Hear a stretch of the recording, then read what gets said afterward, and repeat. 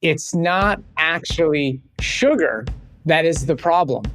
It is dietary fat, excess dietary fat, that leads to insulin resistance. And that's the cause of prediabetes and type 2 diabetes. All right, that's fair. But is there a common enemy, which is processed foods? Yes, 100%. Processed foods, trans fat. I mean, these are common enemies that we should absolutely all avoid. And we should really be focusing on whole foods. From our perspective, we're teaching people to get more whole plants. You don't have to eat any specific food in order to meet your nutritional requirements and perform to your goals. Welcome to the Hard Way podcast with Joe De Sena, founder and CEO of Spartan Races. We're teaching you how to overcome your obstacles in your life the same way we teach our 10 million plus Spartans to overcome obstacles on the course. With insight from the smartest, most accomplished experts from every corner of the world. Get ready to elevate your life today. All right, Joe De Sena here, CEO and founder of Spartan and host of the Hard Way podcast. I've got Robbie Barbero on the phone, plant-based, diabetic curer of all. You can cure diabetes, can't you, Doc? That's a great question. We can reverse insulin resistance in anybody who has insulin resistance, which is actually a lot more people listening to this show than they think, because a lot of people have it and don't know it. And when you reverse insulin resistance, you reverse prediabetes in 100% of cases. You reverse type 2 diabetes in a majority of cases. But unfortunately, when it comes to type 1, which I'm living with, type 1.5, those are autoimmune conditions, which we don't know how to solve yet.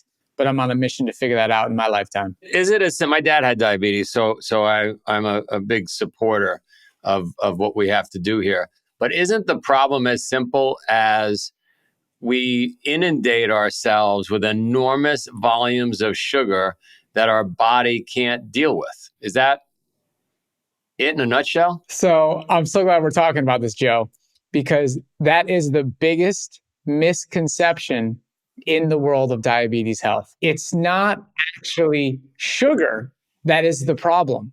It is dietary fat, excess dietary fat, that leads to insulin resistance. And that's the cause of prediabetes and type 2 diabetes. Sugar is just the innocent bystander here. And we've known this since the 1920s. Insulin was discovered in 1921. We first started using it in humans in 1922. And as early as 1926, paper published in the Journal of the American Medical Association, Dr. Sansom used a high carbohydrate diet to improve people's diabetes health and improve their insulin sensitivity. No kidding. So there's really two schools of thought here, right? Because if you listen to half of the influencers throughout social media, sugar is the devil. If you listen to the other half of the influencers, right, fats and meats and animal-based proteins are the devil. You nailed it. It's funny because I grew up in a household that was leaning much more towards raw fruits and vegetables, a vegan diet. I became friends with Dr. Colin Campbell, Dr. Fred Bishi, and I'm spewing for decades this idea, plant-based, but also stay off, refined sugars. And lately, I'm starting to question myself, to be honest with you. Like, I don't even know anymore. I think the key thing here is you're touching on a key point here, which is there's a lot of confusion and a lot of people saying the exact opposite. And at the end of the day, from my perspective, both camps have more in common than they don't have in common. And our biggest problem is apathy. It's the people that just don't care at all and are doing nothing. If you pick either one of the camps and it's working for you, that's fantastic. Go for it. All right, that's fair. But is there a common enemy, which is processed foods? Yes, 100%. Processed foods, trans fat. I mean, these are common enemies that we should absolutely all avoid. And we should really be focusing on whole foods. From our perspective, we're teaching people to get more whole plants. It's amazing that you even know the name Fred Bishi. Like that's a very interesting camp to come from.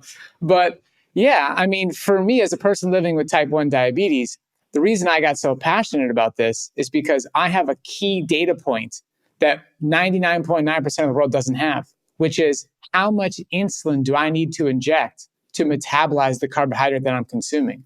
For you and the majority of the audience here, when you eat a meal, you don't know if your pancreas secreted more or less insulin.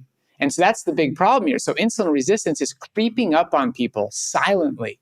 Their blood glucose is okay, their A1C is okay, but their insulin levels, if they had them tested, would likely be quite high, showing the early signs of prediabetes is coming, type 2 diabetes is coming. And that's where, I just get so passionate about the high carbohydrate approach, the low fat approach, because I can eat, as an Ironman athlete, I'm eating well over 700, 800 grams of total carbohydrate per day. And I'm injecting a physiologically normal amount of insulin. So if you're living with type 1 diabetes, your goal is to inject what your pancreas would have normally secreted. So type 1 is a condition where my pancreas has been damaged. I'm not producing enough insulin. I have to inject insulin to eat. So I'm just trying to replace what my body would have normally produced. So I'm eating, again, over 700 grams of total carbohydrate per day from mostly fruits. And I'm injecting approximately 30 units of insulin per day, usually less, more like 25-ish. And people following a low carb approach, they're eating roughly 30 grams of carbohydrate per day and injecting, on average, 30 units of insulin per day. We cited this specific study from Dr. Bernstein in our book.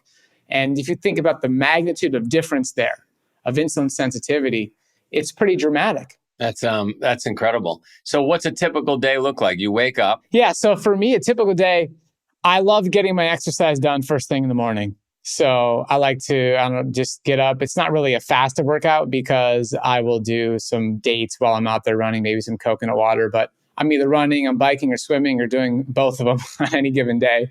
I get that done. And then I come home, I'll have a breakfast meal, try and keep it, pretty simple. Usually a calorie dense fruit, because lots of people, when they do a plant-based diet, they make a big mistake of not eating enough calories, right? They start eating a bunch of tomatoes and lettuce and carrots and salads. And all of a sudden they get hungry. They go eat a cheeseburger and like, oh, wow, like I needed the animal protein. I needed the meat. It's like, I don't know, maybe you just didn't get enough calories because you were just eating very, non-caloric dense foods. So I really do focus on calorie density, make sure I'm getting enough of everything I need nutrition-wise. So for me, it's like bananas, big thing for breakfast, greens. As a person living with diabetes, to keep blood glucose steady, it's really important to include greens and non-starchy vegetables at every meal. So I'm doing that. And then it's really, for me, my diet is incredibly simple. It's just like more fruits and greens for lunch, pre-dinner, and the dinner meal. And I keep it incredibly simple. I'm living in South Florida, so I get fresh coconuts, which is amazing. I'm drinking like 96 ounces of coconut water every day and just absolutely loving it. But for us, what we teach at Mastering Diabetes is we teach a really broad diet of what we call green light foods. Green light foods are fruits, starchy vegetables like potatoes, yams, butternuts, squashes. Then we got beans, lentils, peas, intact whole grains, with intact being the key word, especially if you're living with diabetes. You got to have that fiber in there. You don't want to have, stripped away grains. Then we got greens, we got non-starchy vegetables, herbs and spices, mushrooms, sprouts. Those are all the foods in the green light category, which is characterized by eat as much as you want. It's very, very difficult to overeat on whole foods that contain their original water content and fiber. So these are foods you eat in abundance and you get to enjoy them. The yellow light foods, these are foods that they're higher in their fat content, or they're just a little bit more processed. So if you're trying to optimize your insulin sensitivity, and that's your goal, and that's who we reach at Mastering Diabetes. We're really talking to a population of people who are struggling with their metabolic health, right? We have over 100 million people in the US alone living with either pre-diabetes or type 2 diabetes. And we're helping those folks. And the yellow light foods are going to be avocados, nuts and seeds, soy products, olives. Those are all really healthy, great foods. We want people to have them. We just want you to be cognizant of how much you're consuming. Too much of those foods will lead to insulin resistance. It's not too much avocado. Too much avocado will definitely cause insulin resistance, no question about it. And I tell you, I know that some people will be like, oh man, like I see a lot of research out there showing that when you consume more of these, quote unquote, healthy fats, insulin sensitivity improves. And that's true compared to what people were doing prior. So if you're replacing a bunch of trans fat and a bunch of saturated fat with things like avocados, 100% you're going to see an improvement, no question. But for me, as a person living with type 1 who can like really dial this in and see it on a meal by meal basis, my insulin needs and my blood glucose readings on my CGM, and the fact that we've worked with thousands of people in our coaching practice, I will tell you beyond any shadow of any doubt with 100% certainty, give me any type 1 any day. We reduce their total fat intake, increase their total whole carbohydrate intake, and their insulin sensitivity will improve dramatically. Wow, it's so counterintuitive. Yeah. Right? And it's really what's happening is people are confused about diabetes for one big reason, which is the fact that diabetes is one of the few chronic conditions that you can self-monitor. Okay, you can easily go and get a blood glucose meter. You can test yourself, and now CGMs are becoming ubiquitous. That's a continuous glucose monitor. Lots of companies are making those available to people not living with diabetes. So it's easy to see the data. If you have heart disease, you can't eat one meal and decide, did my heart disease get better or worse? Same thing with kidney disease, fatty liver disease, even cancer. Like, you don't know on a meal by meal basis what's happening. But with diabetes, any Joe out there can just go and test their blood glucose and say, oh, wow, I just ate a banana. I just ate one of those meals that Robbie's eating on Instagram with a bunch of mangoes and bananas and peaches. And I ate that. My blood sugar went to 300. It went to 200 on my little CGM. How can you tell me that the fruit is not the problem? And it's the innocent bystander, because the reason they couldn't metabolize the glucose in those whole foods is because of the excess dietary fat they've eaten in the prior week, the prior months, the prior years, that is accumulated inside muscle and liver cells. It's intramyocellular fat that is the cause of insulin resistance. All right. Well, the problem is that I've been around this for since the 70s. The problem is people want what they want. I mean, most of the grocery store is boxed processed food. It's not, apples and celery. I was listening to your podcast with Seth Godin, and I love what you and your tribe stand for. And he was saying how it is great that you stand for like doing the hard things and, stepping up to the plate. And I think at the end of the day, it definitely, you kind of like, you choose your hard. I'm sure everybody out there has heard that phrase before. And, there's going to be consequences to picking those foods in the box. You're going to have a hard life down the road, if not immediately right now. Or you can make some better decisions and actually be really proud of yourself and increase your fitness and your quality of life and all that stuff. So I certainly don't want to sound like I'm broken, right? I founded Spartan. As you said, I host the Hard Way podcast. I'm supposed to take the hard way here, but I've been pitching this for so long internally in my family and externally to millions and millions. We've had 10 million people do a race somewhere in the world. They don't want it. They don't want it. They don't listen. They don't I don't know what to say. I mean, I don't want anybody drinking alcohol. I don't want anybody doing drugs. They don't want it. They don't want the apples and the carrots. I will tell you a funny story. I was just with an old friend. We were living in Vancouver. I have 4 children. He has 2. We went on a giant hike. It was a spring, beautiful, sunny day that turned into a snowstorm on top of a mountain, not too far from Whistler. And I happen to have 2 carrots in my pocket. We're in this snowstorm, and we've got these little kids, and we get stranded, and we're out there overnight.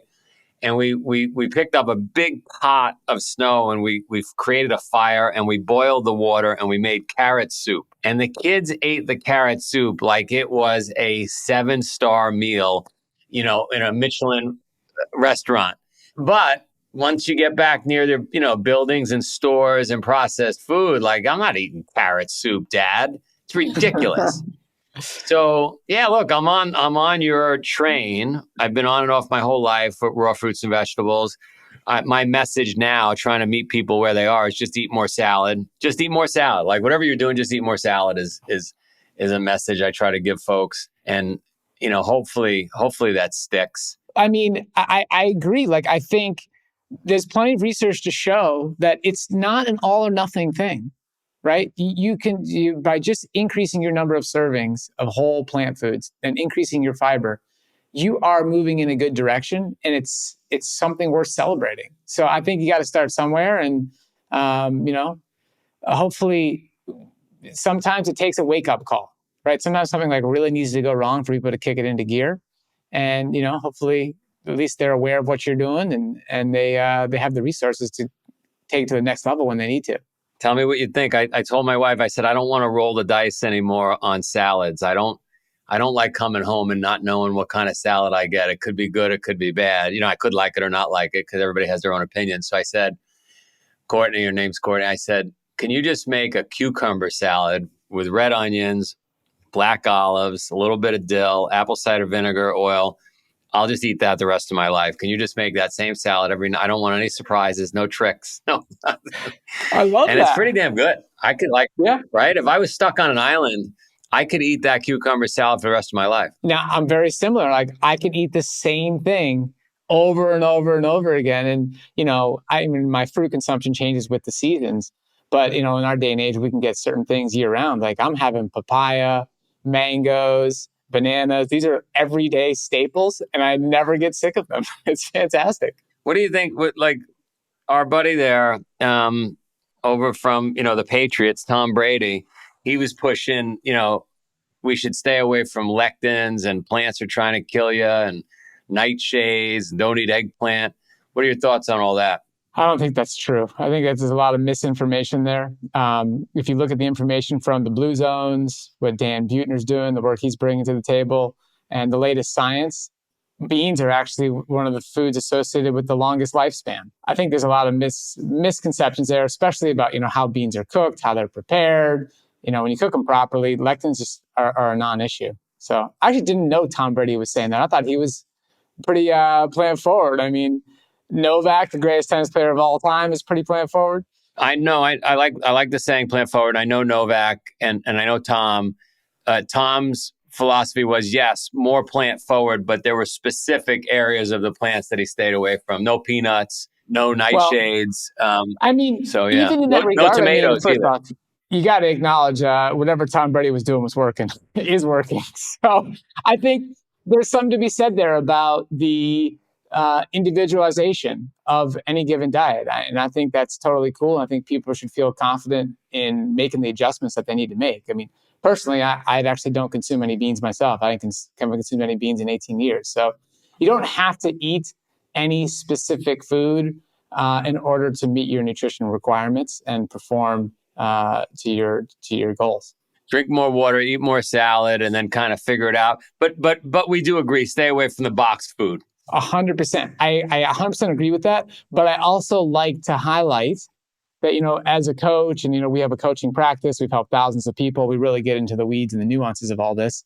And just, it's a little game of semantics here. But I want people to know there's a lot of healthy food that comes in boxes and cans and packages. It's really the food you're selecting, right? You can go to the store and you can get pre-cooked beans they're just beans. That's all it is. Not even any salt in the container. It's just beans, pre-cooked. Like, you can go to the store these days, you can go on Amazon, you can get pre-cooked grains, just the grains, like in a bunch of fun mixtures.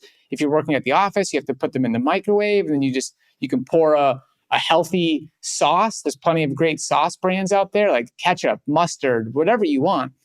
In a container, like in a bottle. Technically buy my arugula and lettuce in plastic containers and stuff like that. So there are convenience items, there are packaged foods items that can absolutely work for you to change your lifestyle, become insulin sensitive, reverse insulin resistance.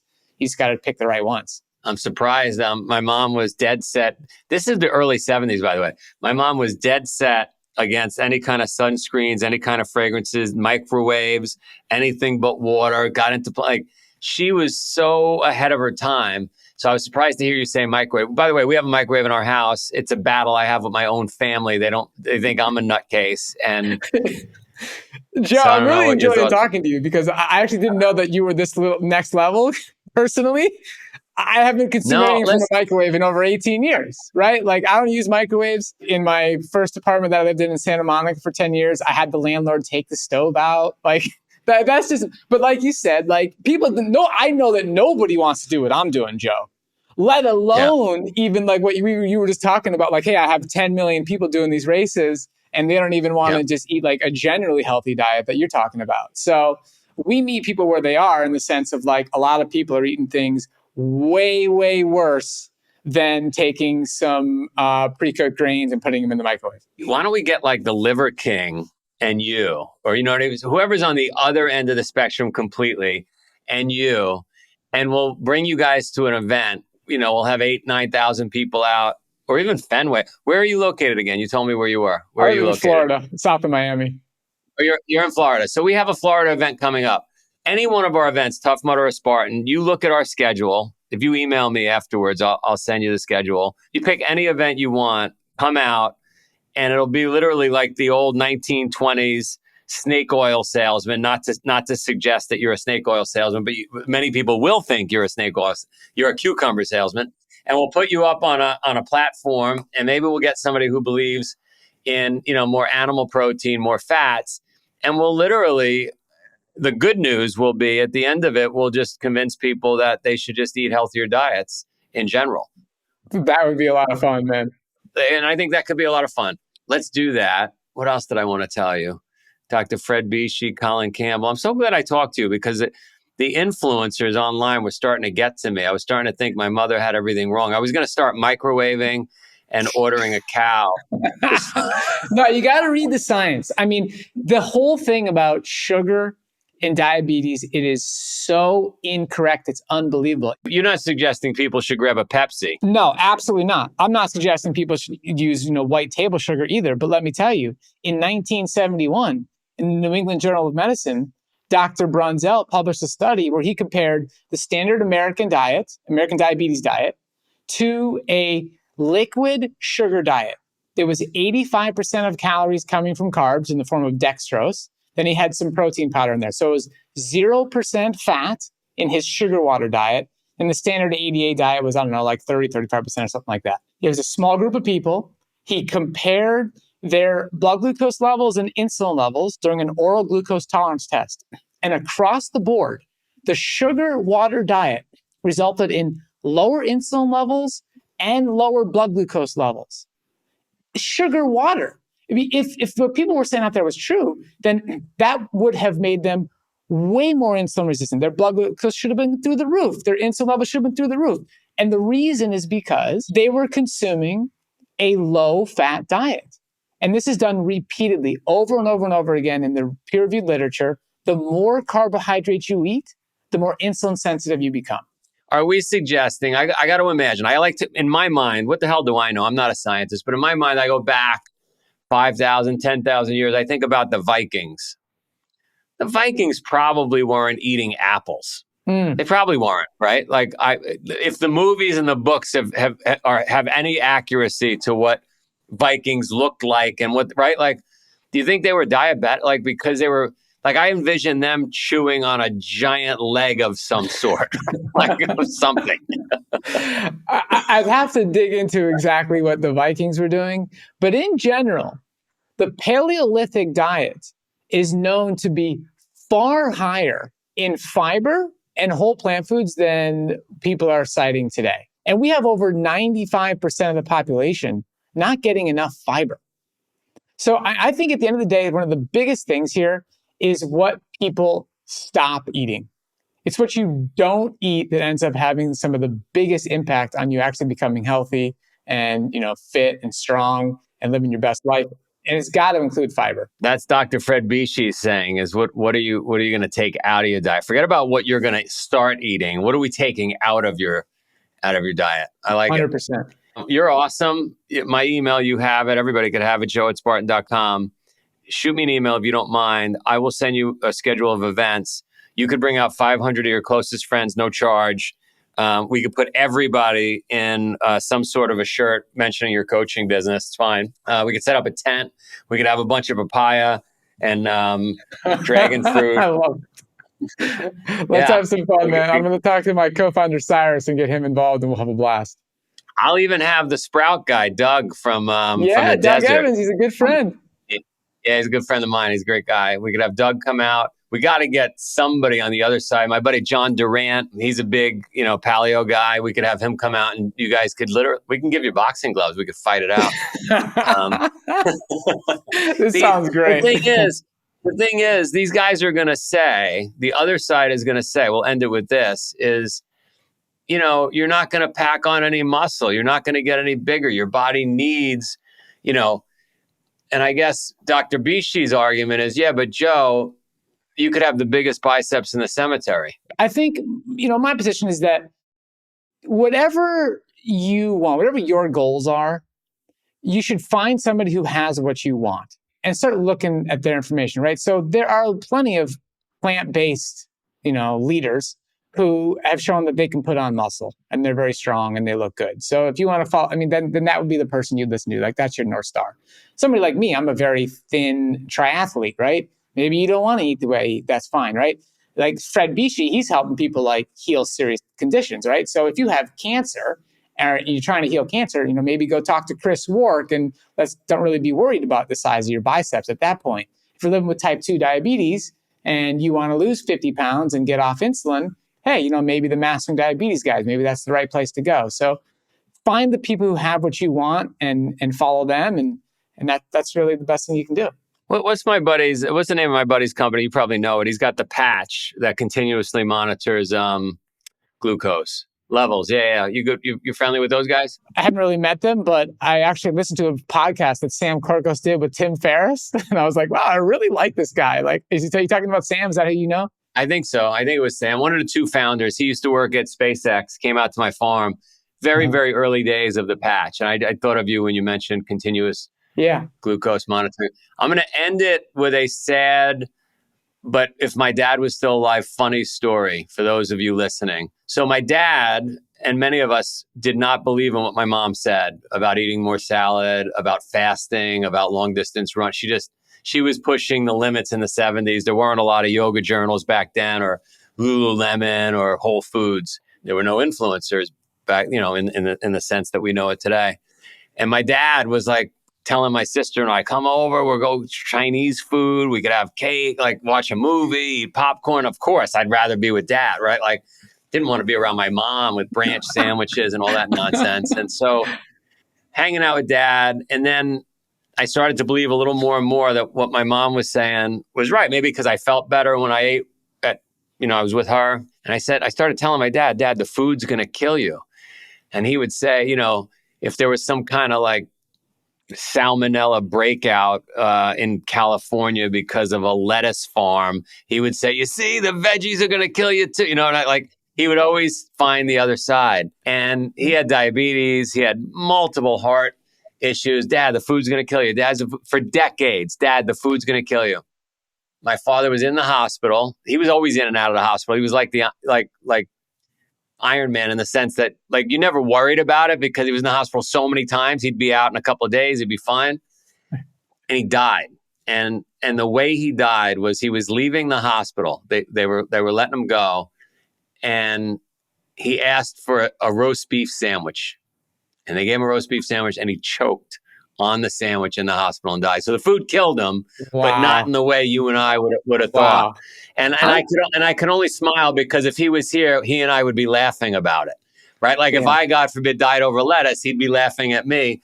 The roast beef sandwich got him. So anyway, I guess the big takeaway here, anybody listening, is find your way, eat some more salad, be intentional. Just be intentional with what you put. And we all make mistakes. I make mistakes every day with my food. I have a bad day in the business. I have some headaches. And before you know it, I'm eating a gluten-free brownie, which is pissing me off that I did it. But somehow it got me through those 20 minutes. I should have did some burpees instead. I love what you're saying. Be intentional. Own your choices. And as a country, we'd be in a heck of a better place if everybody was doing that. Yes. And but one last thing I want to say. Sorry, I'm having a lot of fun with you, is in Okinawa, where these folks are living to 100 years, these blue zones, how many Super Bowls did they win, though? Not too many. That's classic. You're awesome. Thanks for coming. For sure, man. Great to be here. All right.